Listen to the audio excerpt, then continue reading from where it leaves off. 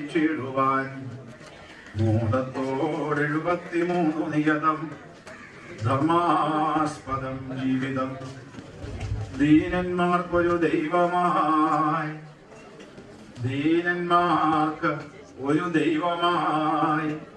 ശിവഗിരിക്കുന്നിൽ സമാധിസ്ഥനാം ദീനന്മാർക്കൊരു ദൈവമായി ശിവഗിരിക്കുന്നിൽ സമാധിസ്ഥനാം ശ്രീനാരായണ ദേവദേവ ഭഗവൻ ശ്രീനാരായണ ദേവദേവ ഭഗവൻ കൂപ്പൊന്നു വാഴ്ത്തുന്നു ഞാൻ ശ്രീനാരായണ ദേവദേവ ഭഗവൻ കൂപ്പൊന്നു വാഴ്ത്തുന്നു ഞാൻ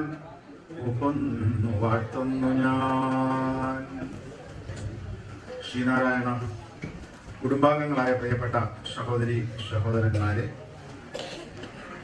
ശ്രീനാരായണ ഗുരുദേവന്റെ അനുഗ്രഹ വിശേഷം കൊണ്ട് ആരംഭിച്ചിട്ടുള്ള ശ്രീനാരായണ ദിവ്യപ്രബോധന ധ്യാനയജ്ഞ സരണിയുടെ 417ാമത് യജ്ഞത്തിന് ഇവിടെ ആരംഭം കുറിക്കുകയാണ്. നാം ഗുരുദേവൻ പ്രതിഷ്ഠിച്ച ശാരദാമഠത്തിന്റെ മുമ്പിലുള്ള തിരുമണ്ഡപത്തിൽ വെച്ച് 3 ഹോമകുണ്ഡങ്ങളിലായി ശാന്തി ഹവന യജ്ഞം നടത്തി അതിൽ നിന്നും ശ്രീനാരായണ ദിവ്യ ജ്യോതിയെ ജ്വലിപ്പിച്ചുകൊണ്ട് ഈ യജ്ഞവേദിയിലെത്തി ശ്രീനാരായണ ദിവ്യ ജ്യോതി ഇവിടെ പ്രതിഷ്ഠാപിതമായിരിക്കുകയാണ്. ശ്രീനാരായണ ഗുരുദേവന്റെ പ്രത്യക്ഷ സ്വരൂപമായിട്ടാണ് നാം ഈ ജ്യോതിയെ കാണുന്നത്. ഗുരുദേവൻ ദൈവത്തിന് നൽകിയ നിർവചനം വേദാന്ത സൂത്രം എന്ന കൃതിയിലുണ്ട്.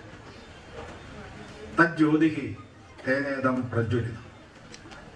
ആ ദൈവം ജ്യോതി സ്വരൂപമാണ്, അതുകൊണ്ട് എല്ലാം പ്രകാശിക്കും.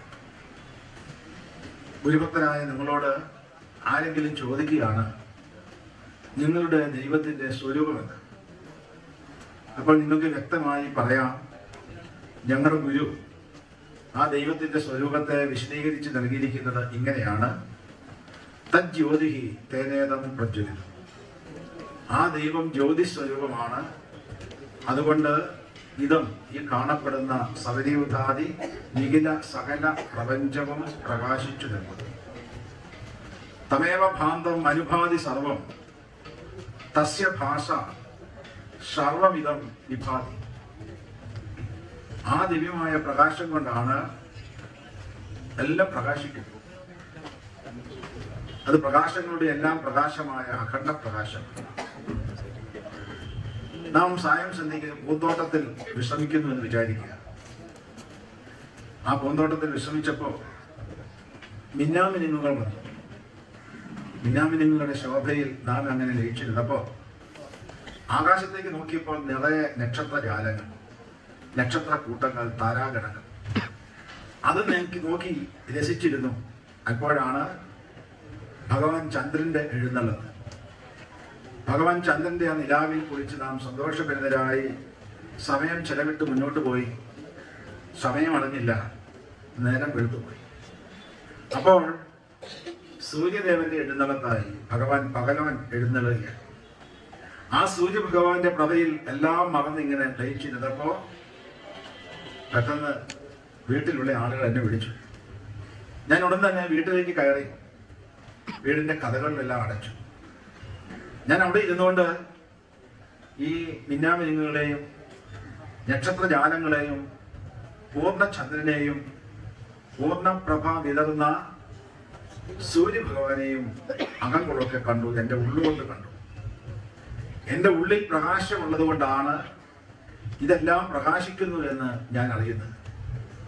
എൻ്റെ ഉള്ളിൽ പ്രകാശമില്ലെങ്കിൽ, ഞാൻ കേവലം ജഡമാണ് എങ്കിൽ, എന്നിൽ നിന്നും ജീവൻ നഷ്ടപ്പെട്ടു കഴിഞ്ഞാൽ എനിക്ക് വെളിയിലുള്ള ഈ പ്രകാശത്തെ കാണുവാൻ, അറിയുവാൻ സാധിക്കില്ല. അതുകൊണ്ട് എല്ലാറ്റിനും എല്ലാം പ്രകാശിക്കുന്നു എന്ന് ഞാൻ അറിയുന്നത് എൻ്റെ ഉള്ളിലുള്ള പ്രകാശം കൊണ്ടാണ്. എൻ്റെ ഉള്ളിലെ ഈ പ്രകാശത്തെ പ്രകാശിപ്പിക്കുന്നത് എല്ലാറ്റിൻ്റെയും പ്രകാശ സ്വരൂപമായ മറ്റൊരു മഹാപ്രകാശമാണ്. ഉപനിഷത്ത് പറയും, തമേവ ഭാന്തം അനുഭാതി സർവം തസ്യ ഭാഷ സർവമിതം വിഭാതി. പ്രകാശങ്ങളുടെ എല്ലാം പ്രകാശമായ അഖണ്ഡ പ്രകാശമുണ്ട്. ആ അഖണ്ഡ പ്രകാശം പ്രകാശിക്കുന്നത് കൊണ്ട് ഇവയെല്ലാം പ്രകാശിക്കും. സവിരിയുധാതെ നികല സകല പ്രപഞ്ചവും പ്രകാശിക്കുന്നത് ഇതിനെല്ലാം അപ്പുറത്തുള്ളൊരു മഹാപ്രകാശത്താലാണ്. ആ മഹാപ്രകാശത്തെ കുമാര മഹാകവി ഇങ്ങനെ പാടി വെച്ചിരിക്കുന്നു: സകലാശ്രയമായി രാത്രിയും പകലും നിന്നെരിയും പ്രദീപമേ, സകലാശ്രയമായി രാത്രിയും പകലും നിന്നെരിയും പ്രദീപമേ, ജഗദീശരിക്ക ശാശ്വതം നിഗമം തേടിന നിൻപദാംബുജം. സകലത്തിനും ആശ്രയമായി നിൽക്കുന്ന, രാവെന്നോ പകലെന്നോ വ്യത്യാസമില്ലാതെ സർവ്വതിനും പ്രകാശം നൽകിക്കൊണ്ട് നിൽക്കുന്ന അല്ലയോ പരമ്പരുടെ അവിടുന്ന് വിജയിച്ചു. കുമാരമഹാകവി ഈ വരികൾ എഴുതുന്നത് ശ്രീനാരായണ ഗുരുദേവൻ എഴുതിയ ആത്മോപദേശ ശതകത്തിന്റെ വ്യാഖ്യാനമായിട്ടാണ്. ആത്മോപദേശ ശതകത്തിന്റെ 5-ാമത്തെ ശ്ലോകത്തിൽ ഭഗവാൻ ശ്രീനാരായണ ഗുരു വെളിപ്പെടുത്തുന്നത്: ഉലക ഉറങ്ങി ഉണർന്നു ചിന്ത ചെയ്യും പലതും, ഇതൊക്കെയുമറ്റു പാർത്തു നിൽക്കും വിലമതിയാതെ വിളക്ക്, ഉദിക്കയും പിൻപുലികയും ഇത് കണ്ടുപോയിടണം. നമ്മുടെ എല്ലാ കർമ്മങ്ങളെയും ജാഗ്രതയിലും സ്വപ്നത്തിലും സുഷുപ്തിയിലും, ഉണർന്നിരിക്കുമ്പോഴും സ്വപ്നം കാണുമ്പോഴും എല്ലാം തന്നിൽ തന്നെ ലയിച്ചുകൊണ്ട് സുഷുപ്തിയിൽ ലയിച്ചിരിക്കുമ്പോഴും സർവ്വതിനും സാക്ഷീഭൂതമായി നിലകൊള്ളുന്നൊരു മഹാൻ ചൈതന്യമുണ്ട്, ഒരു മഹാവിളക്കുണ്ട്. സാധാരണ വിളക്കുകളൊക്കെ പൈസ കൊടുത്താൽ കിട്ടുന്നതാണ്. ഈ വിളക്കാകട്ടെ എത്ര വില കൊടുത്താലും കിട്ടുന്നതല്ല. ഈ വിളക്കിന്റെ പ്രത്യേകത എന്താണ്? അത് സർവ്വതാ ജ്വലിച്ചു നിൽക്കുന്നതാണ്. സാധാരണ കത്തിക്കുന്ന നിലവിളക്കുകളെല്ലാം അണഞ്ഞു പോകും. ഈ ഇരിക്കുന്ന വിളക്കുകളെല്ലാം അണഞ്ഞു പോകുന്നത് കത്തിച്ചത് കൊണ്ട് അണഞ്ഞു പോകും. എന്നാൽ ഒരിക്കലും ആരും കത്തിക്കാത്തതും അതുകൊണ്ട് ഒരിക്കലും അണഞ്ഞു പോകാത്തതുമായൊരു വിളക്ക് നമ്മുടെ ഉള്ളിലുണ്ട്. ആ വിളക്കിനെയാണ് ജീവാത്മാവെന്ന് പറയും. വ്യക്തികൾ ജീവാത്മാവായി പറയും, സമഷ്ടിയിൽ പരമാത്മാവായി പറയും. വെഷ്ടിയും സമഷ്ടിയും, ഒന്നിനെ കുറിക്കുന്നത് വെഷ്ടി, എല്ലാം കൂടെ ചേരുന്നത് സമഷ്ടി. ഒന്നിനെ കുറിച്ച് മാത്രം പറയുമ്പോൾ ജീവാത്മാവ്, എല്ലാറ്റിനെയും ചേർത്ത് പറയുമ്പോൾ പരമാത്മാവ്. ആ പരമാത്മാവ് തന്നെയാണ് ദൈവമായിരിക്കുന്നത്. നമ്മുടെ എല്ലാം ഉള്ളിൽ ഞാൻ ഞാൻ ഞാൻ എന്ന് പ്രസ്ഫുരിച്ചു നിൽക്കുന്ന ചൈതന്യം ഏതുണ്ടോ അത് പരമമായ ദൈവത്തിന്റെ ചൈതന്യം തന്നെ, ഒരു സ്ഫുരണം തന്നെ.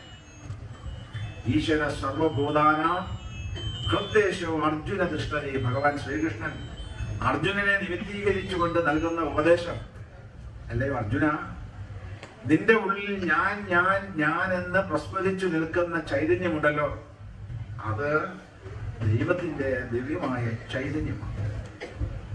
ഗുരുദേവൻ നമുക്ക് ദൈവദശകം എന്ന പ്രാർത്ഥന എഴുതാം.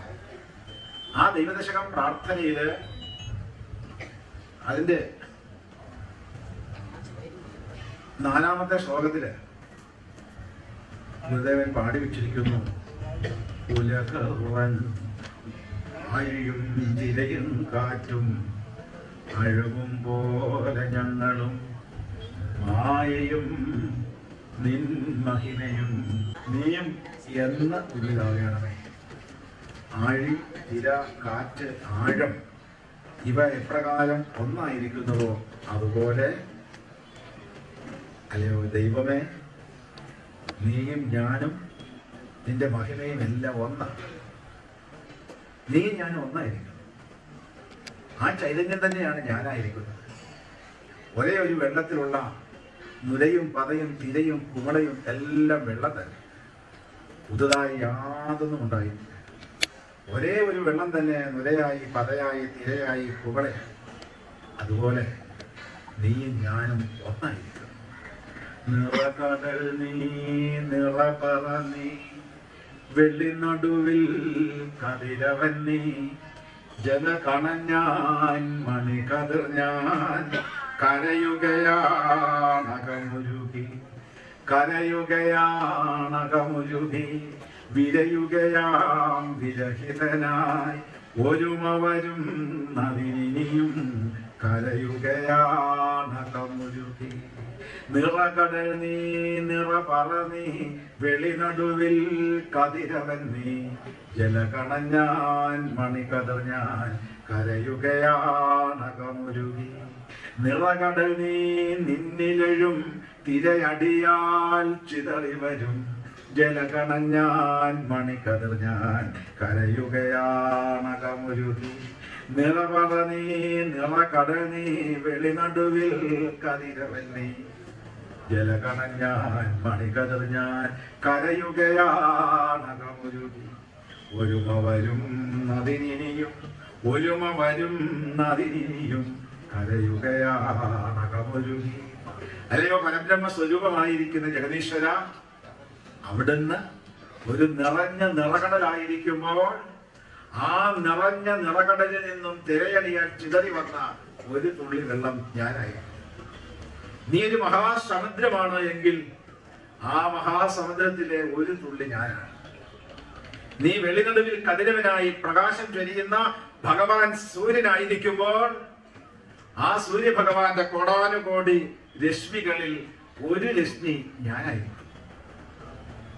നീ ഒരു നിറഞ്ഞ നിറപറയാണെങ്കിൽ ആ വിശേഷ ദിവസങ്ങളിലൊക്കെ നിറപറകൾ വെക്കുമല്ലോ.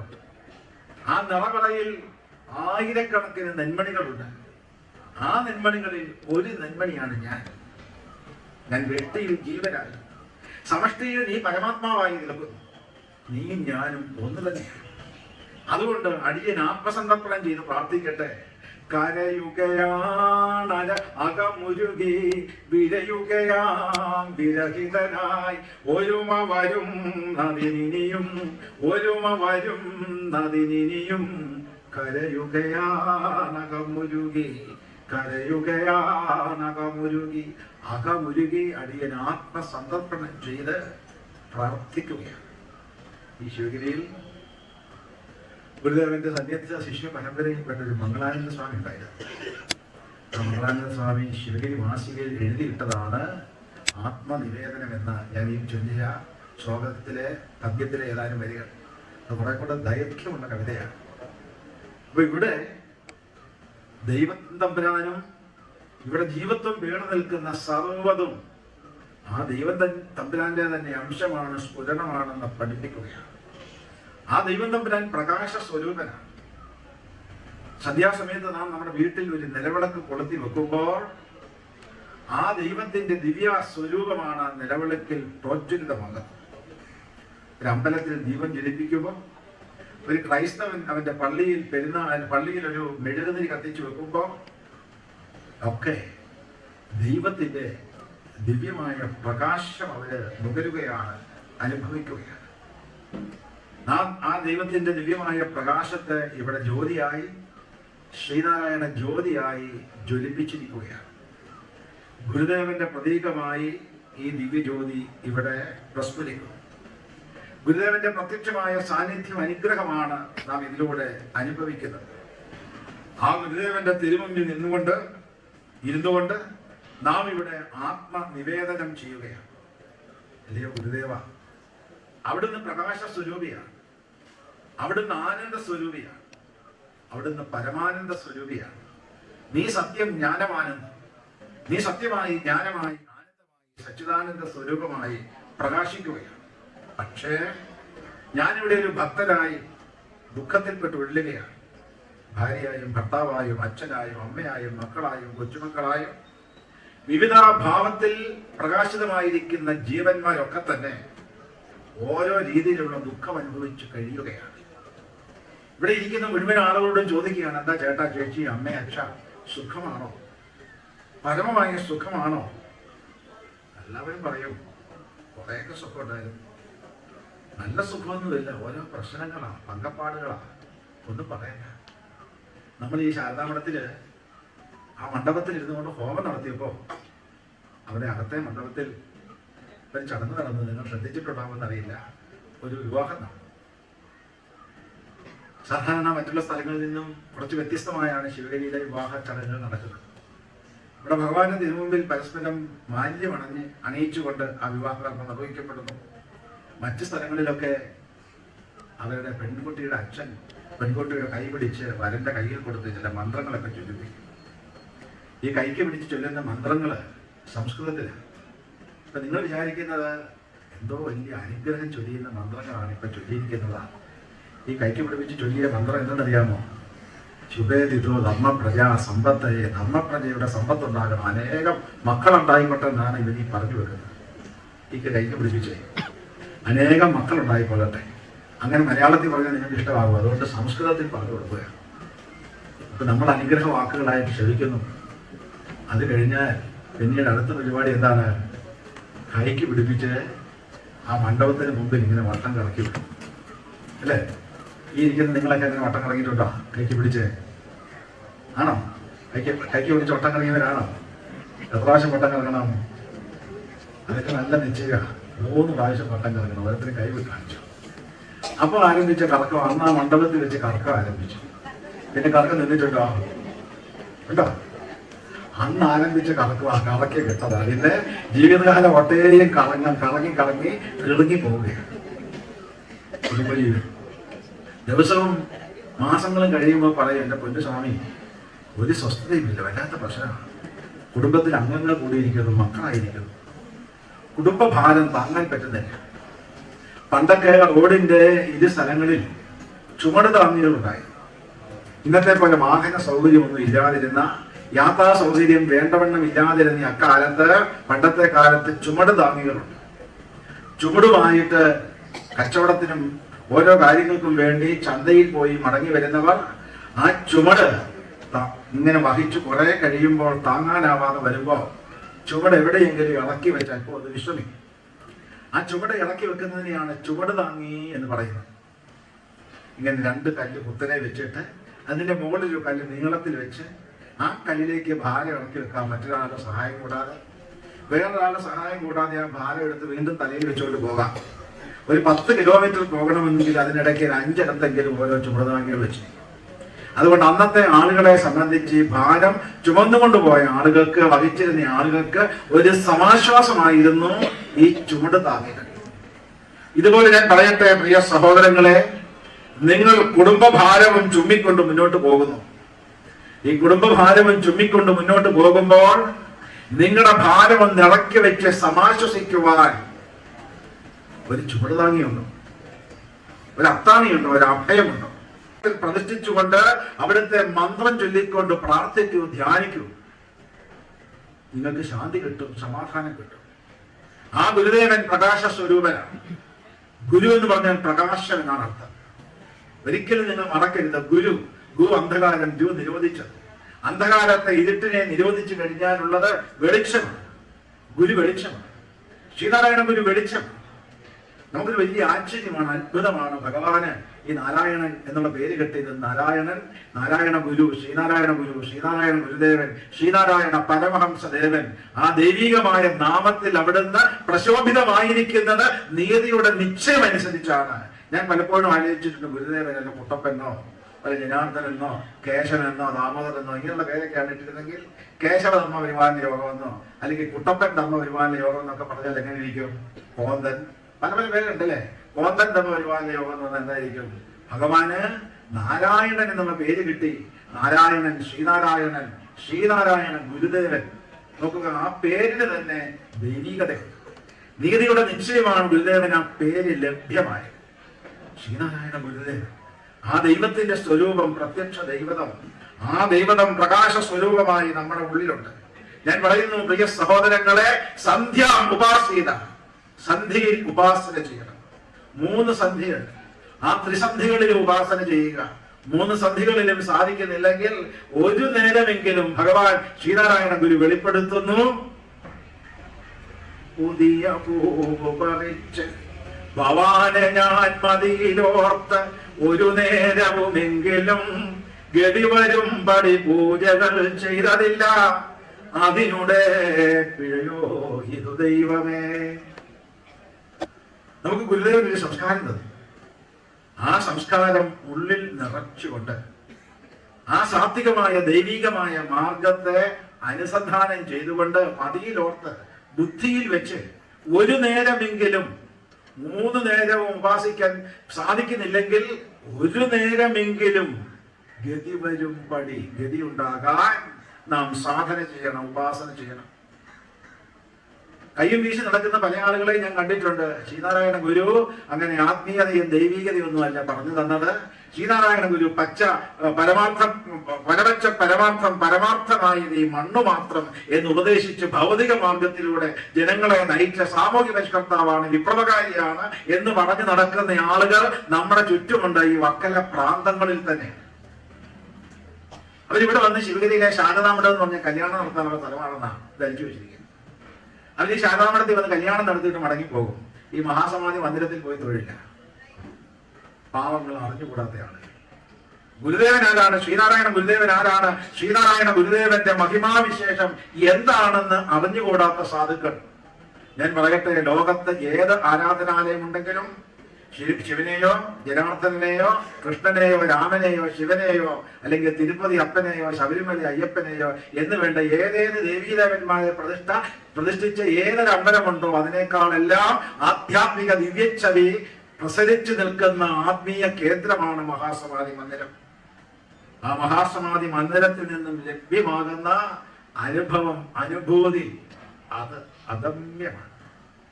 എത്രയെന്ന് പറഞ്ഞറിയിക്കുവാൻ സാധിക്കില്ല മഹാസമാധിയിലെ അനുഗ്രഹ വിശേഷം. എനിക്കൊരു 8-10 വർഷങ്ങൾക്ക് മുമ്പ് ഒരു ഫോൺ സന്ദേശം അർദ്ധരാത്രി സമയത്ത് വന്നു. റഷ്യയിലെ ലിത്വാനിയ എന്ന സ്ഥലത്ത് നിന്നും ഒരു ഇംഗ്ലീഷുകാരനാണ്. അയാള് ശിവഗിരിയിൽ വന്നു. ഗുരുദേവന്റെ ജീവിത ചരിത്രം ഞാൻ എഴുതിയൊരു പുസ്തകമുണ്ട്. ആ പുസ്തകത്തിന് യൂണിവേഴ്സൽ ഗുരു എന്ന പേരിൽ തർജ്ജമയുണ്ടായി. ആ യൂണിവേഴ്സൽ ഗുരു എന്നുള്ള പുസ്തകം അദ്ദേഹം വാങ്ങിച്ചോണ്ട് പോയി അത് ലിത്വാനിയ ഭാഷയിലേക്ക് തർജ്ജമ ചെയ്യുവാൻ അനുവാദം വാങ്ങിച്ചുകൊണ്ടുള്ള ഒരു ഫോണാണ്. ഞാൻ പിന്നെ അന്വേഷിച്ചു എന്തിനാണ് അദ്ദേഹം ഈ റഷ്യയിലെ ലിത്വാനിയയിലേക്ക് ഇത് വിവർത്തനം ചെയ്തത്. ആ പുസ്തകം നിങ്ങൾ നെറ്റിൽ പറ്റിയാൽ കിട്ടും. നെറ്റിൽ ഇത് തർജ്ജമ ചെയ്തതുണ്ട്. അതിന്റെ ആമുഖത്തിൽ അദ്ദേഹം അത് സൂചിപ്പിച്ചിട്ടു. ശിവഗിരിയിൽ മഹാസമാധി മന്ദിരത്തിൽ അവിടെ നിന്ന് തൊഴുതു നിൽക്കുമ്പോൾ ഗുരുദേവന്റെ ആ ദിവ്യമായ പ്രതിമയിൽ ആ മുഖത്ത് നിന്നും വലിയൊരു പ്രകാശം തന്നിലേക്ക് വന്നു, തന്റെ മുഖത്തേക്ക് അടിച്ചു. അദ്ദേഹം ഒരു തോന്നലാണെന്ന് വിചാരിച്ചു. മഹാസമാധിയിലെ ഒരു തൂണിന്റെ ചുവട്ടിൽ പോയി നിന്ന് അദ്ദേഹം ആലോചിച്ചു, ഇതെങ്ങനെ സംഭവിച്ചു? ഒരു തോന്നലായിരുന്നു. വീണ്ടും വന്ന് നിന്നു. അപ്പോഴും ടോർച്ച് അടിച്ച മാതിരി 2-3 പ്രാവശ്യം വീണ്ടും നമസ്കരിച്ചു. എന്നിട്ട് ക്രിസ്റ്റാളിൽ വന്ന് ഗുരുവിന്റെ ബുക്ക് വാങ്ങിപ്പോയി. ഗുരുഭക്തനാണ് ഇന്ന്. ഗുരുവിന്റെ സന്ദേശ പ്രചരണത്തിൽ ആ വ്യക്തി മുഴുകി. മഹാസമാധി മന്ദിരത്തിലെ അനുഭവ തലമാണ്. ഏതാനും ദിവസങ്ങൾക്ക് മുമ്പ് ഞാൻ സമാധിയിൽ രാവിലെ നിന്ന് തൊഴുത് വെളിയിലേക്ക് ഇറങ്ങി വരുമ്പോൾ ഈ വക്കല സ്വദേശിയായ ഒരു പരമഭക്തൻ എല്ലാ ദിവസവും വന്ന് ഇങ്ങനെ തൊഴുതു പോകുന്നു. അപ്പൊ ഞാൻ ചോദിച്ചു, ഇതെന്താ എല്ലാ ദിവസവും വരുന്നുണ്ടോ? അതേ സ്വാമി, ഞാൻ എല്ലാ ദിവസവും ഇപ്പൊ വന്നുകൊണ്ടിരിക്കുക. ഞാൻ ചോദിച്ചു, എല്ലാ ദിവസവും ഇങ്ങനെ വരാൻ എന്താ കാരണം? എന്തെങ്കിലും കാര്യമുണ്ടോ? അപ്പോൾ അദ്ദേഹം പറഞ്ഞു, ഇപ്പോഴത്തെ വിമർശനം ഇരിപ്പുണ്ടാകും. അദ്ദേഹം എന്നോട് പറഞ്ഞു, സ്വാമി, ഞാൻ ബിസിനസ്സിലൊക്കെ കുറച്ച് പൊട്ടി നിൽക്കുകയാണ്. അപ്പോൾ ഗുരുവിന്റെ അനുഗ്രഹം ഉണ്ടെങ്കിൽ എനിക്ക് കരകയറാൻ സാധിക്കുമല്ലോ എന്നുള്ള വിശ്വാസം ഉണ്ടായി. അങ്ങനെ ഞാൻ സമാധിയിൽ ഒന്ന് പ്രാർത്ഥിച്ചു. ഈ സമാധി മന്ദിരം നിർമ്മിച്ചിരിക്കുന്നത് ഒരു ഗുരുഭക്തൻ MP മൂത്തേടത്ത് എന്നുള്ള ഗുരുഭക്തനാണ്. ആ മൂത്തേടത്ത് ഗുരുദേവൻ 5 വെള്ളി നാണയം കാഴ്ചവെച്ചപ്പോൾ അതിൽ നിന്ന് 3 വെള്ളി നാണയം എടുത്ത് മൂത്തേടത്തിന്റെ കയ്യിൽ കൊടുത്തിട്ട് നിനക്കുള്ളത് നമുക്കും നമുക്കുള്ളത് നിനക്കും എന്ന് പറഞ്ഞ് അനുഗ്രഹിച്ചു. ആ 3 വെള്ളി നാണയത്തിൽ നിന്നും വന്ന ഉയർച്ച കോടീശ്വരനായി MP മൂത്തേടത്ത്. ഭഗവാൻ ഇവിടെ മഹാസമാധി പ്രാപിച്ചതിന് ശേഷം ഈ മഹാസമാധി മന്ദിരം നിർമ്മിക്കുവാൻ MP മൂത്തേടത്ത് മുന്നോട്ട് വന്നിട്ടാണ് കോടിക്കണക്കിന് രൂപ ചെലവ് ചെയ്ത് മഹാസമാധി മന്ദിരം അടക്കം ആ ബ്രഹ്മവിദ്യാലയം എല്ലാം സ്ഥാപിച്ചു. ആ അനുഗ്രഹ വിശേഷം ഒരു കാര്യം കൂടി ഞാൻ പറയട്ടെ. MP മൂത്തേടത്ത് നിന്നുള്ള ആ മഹാൻ ലോകത്തെ വിട്ടു പിരിഞ്ഞിട്ട് നാളെ 51 വർഷം അദ്ദേഹത്തെ അനുസ്മരിച്ചുകൊണ്ട് നാളെ വൈകുന്നേരം 4 മണിക്ക് ഒരു സമ്മേളനം ഈ കാര്യപരിപാടിയിൽ ഉൾപ്പെടുത്തിയിട്ടുണ്ട്.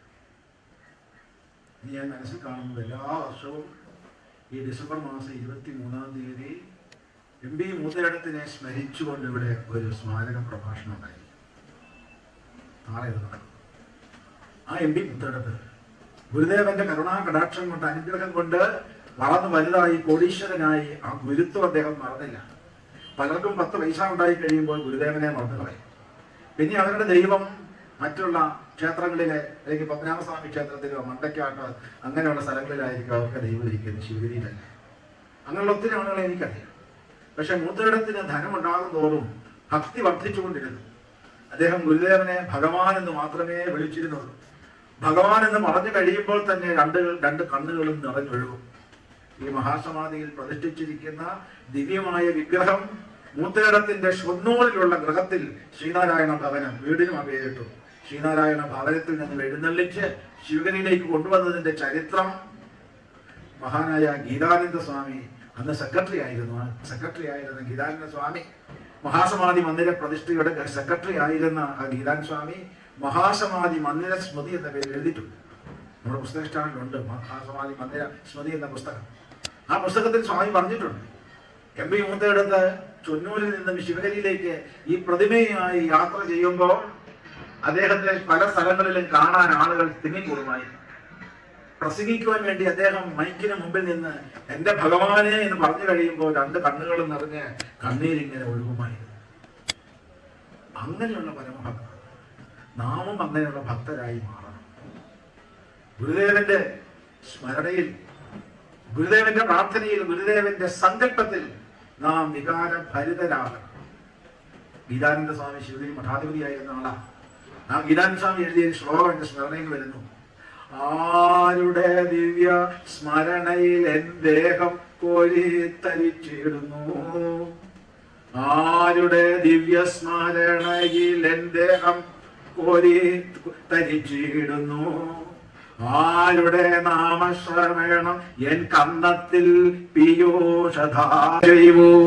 ആരുടെ നാമം കേട്ടാലാണോ എനിക്ക് പീയൂഷധാരയുടെ അനുഭവം ഉണ്ടാകുന്നത്, അമൃത വർഷം ആനന്ദം ഉണ്ടാകുന്നത്. ആരുടെ നാമ സ്മരണയിൽ എൻ ദേഹം കോരിത്തരിച്ചിടുന്നു, ആരുടെ നാമ ശ്രവണം എൻ ദേഹത്തിൽ പീയൂഷധാര ചെയ്യൂ. ആരുടെ രൂപത്തെ ധ്യാനിച്ചൻ ജീവിതം ആനന്ദ നൃത്തമാടും, ആരുടെ രൂപത്തെ ധ്യാനിച്ചൻ ജീവിതം ആനന്ദ നൃത്തമാടും. ആരുടെ യാതൊരു മഹാഗുരുവിന്റെ ദിവ്യരൂപത്തെ ഹൃദയപത്മത്തിൽ പ്രതിഷ്ഠിച്ച് ധ്യാനിച്ച് ആനന്ദമത്തനാകുന്നു. ആരുടെ രൂപത്തെ ധ്യാനിച്ചൻ ജീവിതം ആനന്ദ നൃത്തമാടും. നാരായണ ഗുരുദേവനൻ ജീവനിൽ ജീവനാം ദൈവമല്ലോ, നാരായണ ഗുരുദേവനൻ ജീവനിൽ ജീവനാം ദൈവമല്ലോ. ചില മതക്കാർ പറയും ഞങ്ങൾക്കൊരു ദൈവമുണ്ട്, ജീവനായ ദൈവമാണ്. മറ്റുള്ള മതങ്ങളിലെ ദൈവമൊക്കെ മരിച്ച ദൈവമാണെന്ന് അവരുടെ കണക്കൂട്ടൽ. അവരുടെ മതത്തിലുള്ള ദൈവം മാത്രം ജീവനായ ദൈവം. അറിവില്ലായ്മയ്ക്ക് അതിലുണ്ടോ? ഇവിടെ ശ്രീനാരായണ ഗുരുദേവന്റെ തിരുസ്വരൂപത്തെ ഗീതാനന്ദ സ്വാമി വരച്ചു വെക്കുന്നത് നാരായണ ഗുരുദേവനൻ ജീവനിൽ ജീവനാം ദൈവമല്ലോ, നാരായണ ഗുരുദേവനൻ ജീവനിൽ ജീവനാം ദൈവമല്ലോ. നാരായണ ഗുരുദേവൻ എന്റെ ജീവനിൽ ജീവനായ ദൈവം. ആ മഹാസങ്കല്പത്തിലായിരിക്കണം നിങ്ങൾ ഓരോരുത്തരും നിങ്ങളുടെ ജീവിതത്തെ മുന്നോട്ട് നയിക്കാൻ. ശിവനെന്നോ സുബ്രഹ്മണ്യനെന്നോ ഗണപതിയെന്നോ ലക്ഷ്മിയെന്നോ പാർവതിയെന്നോ വിവിധ ദേവീദേവ സങ്കല്പത്തിലുള്ള ഈശ്വര സങ്കല്പങ്ങളെല്ലാം തന്നെ ഭഗവാൻ ശ്രീനാരായണ പരമഹംസ ദേവനിൽ നിലീനമായിരിക്കുമെന്ന് മനസ്സിലാക്കി ഗുരു ബ്രഹ്മാവാണ്, ഗുരു വിഷ്ണുവാണ്, ഗുരു മഹാദേവനായ ശിവനാണ്, ഗുരു സാക്ഷാൽ പരബ്രഹ്മ സത്യമാണ് എന്ന് മനസ്സിലാക്കിക്കൊണ്ട് ദിവസവും ആ ഗുരുവിനെ ധ്യാനിച്ച് ആനന്ദനൃത്തമാടാൻ എന്റെ സഹോദരങ്ങളെ നിങ്ങൾക്ക് സാധിക്കണം. കുടുംബ ജീവിതത്തിലെ പ്രാരബ്ധങ്ങൾ ഇറക്കി വെച്ച് സമാശ്വസിക്കുവാനുള്ള മാർഗം ശ്രീനാരായണ ഗുരുദേവന്റെ തൃച്ചേവടികളെ ശരണീകരിക്കുക എന്നുള്ളതാണ്.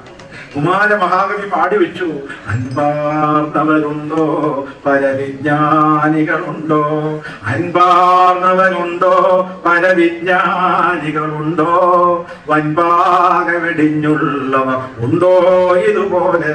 ഇതേപോലെ അൻപാർന്ന കാരുണ്യക്കടലായ ഒരു ഈശ്വര സങ്കല്പമുണ്ടോ? ഇതുപോലെ എല്ലാം അറിയുന്ന പരമവിജ്ഞാനിയായ ഒരു സർവജ്ഞനായ ഈശ്വര സ്വരൂപമുണ്ടോ? എല്ലാം ഉപേക്ഷിച്ച് ജനതയ്ക്ക് വേണ്ടി കാരുണ്യം ചെയ്ത് അനുഗ്രഹിക്കുന്ന ഒരു പരമഗുരു ഇതുപോലെ വേറെ ഉണ്ടോ? ഇല്ല ഇല്ല ഇല്ല. സന്യാസികളില്ല, ഇങ്ങനെ ഇല്ല, ഇല്ലമിയെന്നോറില്ല.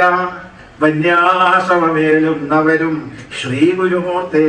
അല്ലയോ ഗുരുദേവ, അങ്ങയെ പോലെ കാരുണ്യമൂർത്തിയായ ഒരു മഹാഗുരു വേറെ ഞങ്ങൾക്ക് ഇല്ല. അതുകൊണ്ട് ഞങ്ങൾ എന്ത് ചെയ്യുന്നു? മുൻപായി നിനച്ചൊക്കയിലും ഞങ്ങൾ ഭജിപ്പൂ നിൻപാവനപാദം ഗുരുനാരായണമൂർത്തേ. മുൻപായി നിനച്ചൊക്കയിലും ഞങ്ങൾ ഭജിപ്പൂ നിൻപാവനപാദം ഗുരുനാരായണമൂർത്തേ. ഗുരുനാരായണമൂർത്തി അവിടുത്തെ ദിവ്യമായ പാദത്തെ മുൻപായി നിനച്ച് ഭജിച്ച് പ്രാർത്ഥിക്കുന്നു. ഗുരുദേവന്റെ തൃപ്പാദത്തെ ഞങ്ങൾ എല്ലാറ്റിനുപരിയായി ആദ്യം തന്നെ ഭജിച്ച് പ്രാർത്ഥിക്കുന്നു. ഗുരുദേവന്റെ തൃപ്പാദത്തെയാണ് എല്ലാവരും ആദ്യമായി ഭജിക്കുന്നത്. ഞാൻ എൻ്റെ അടുത്ത് വരുന്നവരൊക്കെ ചോദിക്കും, നിങ്ങൾ ഗുരുദേവനെ ഭജിക്കുന്നുണ്ടോ, പ്രാർത്ഥിക്കുന്നുണ്ടോ? പലരും പറയും ഉണ്ട്. എന്താണ് ആ ദൈവദശമില്ല? ഞാൻ പറഞ്ഞു, ദൈവദശവും ഗുരുദേവൻ ദൈവത്തിന്റെ സ്വരൂപത്തെ നമുക്ക് മുമ്പിൽ കാട്ടിത്തന്ന് എഴുതി തന്നതാണ് ദൈവദശം. ഗുരുദേവനെ സ്തുതിക്കുന്ന എത്ര പ്രാർത്ഥനകൾ അറിയാം? നാരായണമൂർത്തി അറിയാമോ? അറിഞ്ഞുകൂടാ. ഓം രമണയമൂർത്തി വേണ്ടി അറിയാമോ? അതും അറിഞ്ഞുകൂടാ. പിന്നെ ഗുരുദേവനെ കുറിച്ചുള്ള ഏത് പ്രാർത്ഥന അറിയാവുന്നത്? ഗുരുദേവനെ കുറിച്ചുള്ള ഒരു പ്രാർത്ഥന അറിഞ്ഞുകൂടാ. ഒന്നും പഠിച്ചിട്ടില്ല ഗുരുവിനെ കുറിച്ചുള്ളത്. ഞാൻ പറയുന്ന പ്രിയ സഹോദരങ്ങളെ, ഗുരുവിനെ സ്തുതിച്ചുകൊണ്ടുള്ള ഇമ്പമുള്ള പ്രാർത്ഥനകളൊക്കെ പഠിച്ചു വെക്കണം. പ്രാർത്ഥന ആരംഭിക്കുന്നത് നാരായണമൂർത്തി, ഗുരുനാരായണമൂർത്തി എന്ന്, അതാണ് ആദ്യം ചൊല്ലേണ്ടത്. അതിനു മുൻപ് ഓം എന്ന് 3 പ്രാവശ്യം ജപിക്കണം. ഓം എന്ന് 3 പ്രാവശ്യം ജപിച്ചിട്ട് ഓം ഗുരുബ്രഹ്മ ഗുരുവിഷ്ണു എന്ന ഗുരുധ്യാനം ചെയ്യണം. അത് കഴിഞ്ഞ് നാരായണമൂർത്തിയെ ഗുരുനാരായണമൂർത്തി, അല്ലെങ്കിൽ ഓം ബ്രഹ്മണേ മൂർത്തി. അത് കഴിഞ്ഞ് ദൈവമേ കാത്തുകൊടുക്കാതെ കൈവിടാതിരുന്ന ഞങ്ങളെ. അത് കഴിഞ്ഞ് ഈശാവാസി ഉപനിഷത്ത് ഗുരുദേവൻ എഴുതിയ ഈശാവാസി ഉപനിഷത്ത് മലയാളത്തിലേക്ക് വിവർത്തനം ചെയ്ത ഈശാവാസി ഉപനിഷത്ത്, പിന്നെ അനുകമ്പാദശകം, പിന്നെ ഗദ്യപ്രാർത്ഥന, ഓം ബ്രഹ്മണേ മൂർത്തിപതയെ സമർപ്പണ ശ്ലോകങ്ങൾ, പിന്നെ കുറേ പ്രാവശ്യം ഗുരുദേവന്റെ മന്ത്രം ജപിച്ചുകൊണ്ടുള്ള ഉപാസന. ഇപ്പൊ ശിവഗിരിയിൽ എല്ലാ ദിവസവും രാവിലെ മഹാസമാധി മന്ദിരത്തിലുള്ള ഒരു ഉപാസനാ സമ്പ്രദായം നിങ്ങൾ ശ്രദ്ധിച്ചു. 6 മുതൽ 6:30 മണി വരെ മഹാസമാധി മന്ദിരത്തിൽ സന്യാസിമാരും ബ്രഹ്മചാരികളും എല്ലാവരും എത്തിച്ചേരുന്ന ഭക്തജനങ്ങൾ ഒന്നിച്ചിരുന്ന് ഒരു ഉപാസനാ സമ്പ്രദായം അനുഷ്ഠിക്കുന്നു. 6 മുതൽ 6:30 മണി വരെ രാവിലെ. എന്തിനാ 6 മുതൽ 6:30 മണി വരെ ചെയ്യുന്നതെന്ന് ചോദിച്ചാൽ, ഗുരുദേവൻ തിരുവവതാരം ചെയ്തത് രാവിലെ 6:15 ഗുരുദേവൻ അവതരിച്ച് രാവിലെ 6:15 ഉൾക്കൊണ്ടുകൊണ്ട് ഇനി അങ്ങോട്ട് എല്ലാ ദിവസവും രാവിലെ ഈ ഉപാസന ഉണ്ടായിരിക്കും. മഹാസമാധിയിൽ വെച്ച് മാത്രമല്ല, ഭക്തജനങ്ങളായ നിങ്ങൾക്ക് മഹാസമാധിയിലോ അതല്ലെങ്കിൽ വേറെ ഏതെങ്കിലും ക്ഷേത്രങ്ങളിലോ ഗുരുമന്ദിരങ്ങളിലോ ഇതൊന്നും അല്ലെങ്കിൽ സ്വന്തം വീട്ടിലോ വെച്ച് എല്ലാ ദിവസവും കുളി കഴിഞ്ഞ് 6 മുതൽ 6:30 വരെ ഇത് ചെയ്തിരിക്കണം. ഒരുപക്ഷെ കുളിക്കാൻ സാധിച്ചില്ലെങ്കിലും കൈയും കാലും മുഖവും കഴുകി വന്നിരുന്ന് ഈ അരമണിക്കൂർ നേരം ഗുരുദേവ ഉപാസന ചെയ്തിരിക്കണം. നിങ്ങൾക്ക് സങ്കല്പിച്ച് നോക്കൂ, അങ്ങനെയുള്ള ഒരു ഉപാസന ഒരേ സമയം അരമണിക്കൂർ നേരം ലോകത്തുള്ള മുഴുവൻ ശ്രീനാരായണികരും ഒന്നിച്ചിരുന്ന് ആ ഉപാസനയിൽ ലയിക്കുമ്പോൾ ലഭിക്കുന്ന ശക്തിവിശേഷം, ചൈതന്യവിശേഷം അതെത്ര മഹത്തരമാണെന്ന് പറഞ്ഞാലും തീരുകയില്ല. അങ്ങനെയുള്ള ദിവ്യമായ ഉപാസനയിൽ എല്ലാ ഗുരുഭക്തന്മാരും നിറഞ്ഞിരിക്കണമെന്ന് ഈ അവസരത്തിൽ നിങ്ങളെ ഞാൻ ഓർമ്മപ്പെടുത്തുന്നു. ഈ അവസരത്തെ ഞാൻ ഉദ്ബോധിപ്പിക്കുന്നു. ക്രമപ്രകാരമുള്ള ചിട്ടയായ പ്രാർത്ഥന എല്ലാ വീടുകളിലും എല്ലായിടങ്ങളിലും ഉണ്ടായിരിക്കണം. അതനുസരിച്ചുള്ള പ്രാർത്ഥനാ പുസ്തകങ്ങൾ ശിവഗിരി മഠത്തിന്റെ പുസ്തകശാലയിൽ കിട്ടും. ആ പുസ്തകശാലയിൽ നിന്ന് പ്രാർത്ഥന ക്രമം അനുസരിച്ചുള്ള പ്രാർത്ഥന ആയിരിക്കണം. അവിടെ ദിവ്യസ്തോത്ര രത്നാകരമുണ്ട്. ഞാൻ ചിട്ടപ്പെടുത്തിയ പ്രാർത്ഥനാ ഗ്രന്ഥമാണ്. ഗുരുദേവൻ താമരപ്പൂരിലിരിക്കുന്ന പടത്തോട് കൂടിയ ഒരു പ്രാർത്ഥന ദിവ്യസ്തോത്ര രത്നാകരം. പ്രാർത്ഥനാ ക്രമം എല്ലാം അതിൻ്റെ അകത്ത് ഞാൻ വിശദീകരിച്ച് പറഞ്ഞിട്ടുണ്ട്. ചിട്ടയായ പ്രാർത്ഥനകളെല്ലാം ഉണ്ട്. എല്ലാവരുടെ കയ്യിലും ആ ഗ്രന്ഥം ഉണ്ടായിരിക്കണം. ആ ഗ്രന്ഥം അനുസരിച്ചുള്ള പ്രാർത്ഥന ആയിരിക്കണം എല്ലാവരും അനുഷ്ഠിക്കേണ്ടത്. സഹോദരങ്ങളെ, നമുക്ക് അങ്ങനെയുള്ളൊരു പ്രാർത്ഥന ഇപ്പോൾ ഒന്ന് നിർവഹിക്കാം. കുറേ ആളുകൾ കൂടി മുമ്പിൽ വന്നിരിക്കാൻ, ചമ്പരം പടിഞ്ഞിരുന്ന് വേണം പ്രാർത്ഥിക്കാൻ. ഈ കസേരയിങ്ങനെ ഇരുന്നതെല്ലാം അതേപോലെ ഇരുന്ന് ഇടതുകാൽ അടിയിൽ വെച്ച് അതിന് മുകളിൽ വലതുകാല് വെച്ച് നേരെ നിവർന്നിരുന്നാണ് പ്രാർത്ഥന ചെയ്യുന്നത്. പ്രാർത്ഥനയുടെ ആവശ്യകതയെക്കുറിച്ചാണ് സംസാരിച്ചത്. കുടുംബ ജീവിതത്തിലെ ദുഃഖവും ദുരിതവും കഷ്ടപ്പാടും പ്രാരബ്ധങ്ങളും ഇറക്കി വെക്കാനുള്ള ഒരു അത്താണിയാണ്, അഭയ കേന്ദ്രമാണ് ഭഗവാന്റെ തൃപ്പാദവും പ്രാർത്ഥനയും. അതുകൊണ്ടാണ് നമ്മുടെ ഗുരുദേവൻ നമുക്ക് ഉപദേശിച്ചു തന്നത്, ഈശ്വര ആരാധന എല്ലാ ഗ്രഹങ്ങളിലും എല്ലാ ഹൃദയങ്ങളിലും എത്തിക്കണം. ഇപ്പം എല്ലാ ദിവസവും സന്ധ്യാസമയത്ത് പ്രാർത്ഥന ഉണ്ടാകണം. പ്രാർത്ഥനാ നിർഭരമായ ജീവിതം നയിക്കണം. നാം ഇപ്പോൾ ഇവിടെ പ്രാർത്ഥിച്ചപ്പോൾ നമ്മുടെ ഉള്ളിൽ ശ്രീനാരായണ ഗുരുദേവനെ പ്രതിഷ്ഠിച്ചുകൊണ്ടാണ് പ്രാർത്ഥിച്ചത്. ശ്രീനാരായണ ഗുരുദേവനെ നമ്മുടെ പ്രത്യക്ഷ ദൈവമായി കണ്ടുകൊണ്ടാണ് നാം പ്രാർത്ഥന നടത്തിയത്. പലർക്കും ഈശ്വരനെ സംബന്ധിച്ച് പല പല സങ്കല്പങ്ങളുണ്ട്. ചിലർക്ക് ശിവനെയും മറ്റു ചിലർക്ക് കൃഷ്ണനെയും രാമനെയും ജനാർദ്ദനെയും അയ്യപ്പനെയും ലക്ഷ്മിയെയും പാർവതി വിവിധ ദേവീദേവ സങ്കല്പങ്ങൾ പലരും വെച്ച് പുലർത്തുന്നു. പല പല ആരാധനാ സമ്പ്രദായം. ഗുരുദേവൻ നമ്മൾ ഉപദേശിച്ചിരിക്കുന്നത് ഒരു ദൈവം എന്നാണ്. ഏകദൈവം, ഒറ്റ ദൈവത്തിൽ കേന്ദ്രീകരിച്ചായിരിക്കണം നമ്മുടെ പ്രാർത്ഥന. ആ ഒറ്റ ദൈവം ഏതാണ്? ദൈവദശകത്തിൽ ഗുരുദേവൻ പറഞ്ഞു വെച്ചിട്ടുണ്ട് ദൈവത്തിന്റെ സ്വരൂപം. ശിവനെന്നോ കൃഷ്ണനെന്നോ രാമനെന്നോ സുബ്രഹ്മണ്യനെന്നോ ഒരു ദേവനായി ദേവിയായി അല്ല ഗുരുദേവൻ ദൈവദശകത്തിൽ പറഞ്ഞത്. നീയല്ലോ സൃഷ്ടിയും സൃഷ്ടാവായതും സൃഷ്ടിജാലവും, നീയല്ലോ ദൈവമേ സൃഷ്ടിക്കുള്ള സാമഗ്രിയായതും, നീ മായയാണ്, മായാവിയാണ്, മായാവിനോദനാണ്, മായയെ നീക്കി സാഹിത്യം നൽകുന്ന ആര്യൻ ഗുരുവാണ്. നീ സത്യമാണ്, ജ്ഞാനമാണ്, ആനന്ദമാണ്, വർത്തമാനകാലമാണ്, ഭൂതകാലമാണ്, ഭാവികാലമാണ്. നീ ദയാസിന്ധുവാണ്, ദീനാപന പരായണനാണ്, ചിദാനന്ദനാണ്, മഹാദേവനാണ്. ഗുരുദേവൻ ഇവിടെ ഒന്നും ഒരു സ്ഥലത്ത് ഒരു ദേവിയെയോ ദേവനെയെ കുറിച്ച് പറയുന്നില്ല. ഈ ജഗത്തിന് മുഴുവൻ കാരണഭൂതമായിരിക്കുന്ന പരമാത്മ ചൈതന്യമാണ് ദൈവം. ആ പരമാത്മ ചൈതന്യത്തെ ഉപാസിക്കുവാൻ നിർഗുണ ഉപാസന, അതാണ് ഏറ്റവും ശ്രേഷ്ഠ മാർഗം. ദൈവത്തെ ഒരു പ്രത്യേകമായ രൂപത്തിലോ നാമത്തിലോ കാണാതെ ഈ പ്രപഞ്ചത്തിന് മുഴുവനും ആധാരഭൂതമായ പരമാത്മ ചൈതന്യം, ആ പരമാത്മ ചൈതന്യത്തെ സാധാരണക്കാർക്ക് അങ്ങനെ ഉപാസിക്കാൻ സാധിക്കില്ല. അവർക്കൊരു മൂർത്തി സങ്കല്പം വേണം. അപ്പോഴാണ് ഈശ്വരോ രൂപകലയാ പ്രവിഷ്ടോ ഭഗവാനെ, ഈശ്വരനെ ഒരു രൂപത്തിലായി കാണുന്നു. ശിവനോ സുബ്രഹ്മണ്യനോ ഗണപതിയോ ഏതെങ്കിലും ഒരു മൂർത്തിയായി ഈശ്വരനെ കണ്ട് ആരാധിക്കും. ഞാൻ അടുത്ത ദിവസം അതിനെക്കുറിച്ച് വിശദമായി പറയാം. ഇപ്പൊ സമയത്തിന്റെ പുറകിൽ ഞാൻ അങ്ങോട്ട് പോകുന്നത്. ഈശ്വരനെ അങ്ങനെ ഒരു രൂപമായി കാണും, ഏതെങ്കിലും ദേവീദേവൻ സങ്കല്പം. അവിടെയാണ് ഗുരുവിന്റെ മഹത്വം. ദേവീദേവന്മാർ കേവലം സങ്കല്പം, ഗുരു സങ്കല്പമല്ല, ഉണ്മയാണ്. ദൈവം മനുഷ്യ വടിവിൽ മനുഷ്യ രൂപത്തിൽ നമ്മുടെ കൂടെ പ്രകാശിച്ചതാണ് ശ്രീനാരായണൻ. അതുകൊണ്ട് കേവലം ദേവീദേവ സങ്കല്പത്തിനപ്പുറത്ത് സാക്ഷാൽ ഗുരുദേവനെ തന്നെ നമ്മുടെ ഇഷ്ട ദൈവമായി കണ്ട് ആരാധിക്കും.